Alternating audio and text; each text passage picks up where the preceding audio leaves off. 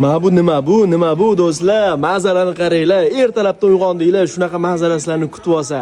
Va vashchi gap yo'q o'rtoqlar.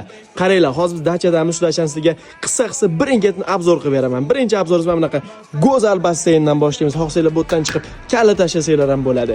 Ikkinchisi, shu go'zal manzaradan kirishinglar bilan bu yerda mana o'zini spalnisi bor. Bemalol 10-15 kishi kelsanglar bo'ladi. Va bu yoqda bizani birinchi etajimizda voy, mana go'zallikni qaranglar, tashqarida havoning tozaligini qaranglar.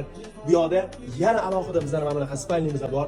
Undan tashqari bu yoqda mana bunaqa qo'shuvlarni qo'yib, o'rtoqlar bilan maza qilib, stol tenis o'ynasanglar bo'ladi. Undan ham maza qiladigan joyinglar mana bunaqa vaybda. Voy, o'rtoqlar bilan bilyard ketadi-yu. Tasavvurlar, bu yerda 4 ta bola bilyard. Bu yerda maza qilib qozonga olib pishirib, yeb olsizlar o'rtoqlar va tashqarida mana bunaqa vayb turibdi. Go'zalligini qaranglar va bu hali hammasi emas. Mana bu yoqda bizani yozgi oshxonamizda. Undan tashqari buni yonida bo'lsa, o'rtoqlar bilan shunday saunaga kirasizlar. Saunani o'zini alohida vibe bor. Undan keyin mana bunaqa sovuq suv desanglar, o'zini ichidagi basseyniga chiqasizlar.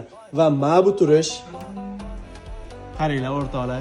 Barchamiz shinamgina 10-15-20 ta odam chiqib maza qilib ketsanglar bo'ladi. Yetmaganiga puli ham juda ham arzon o'rtoqlar.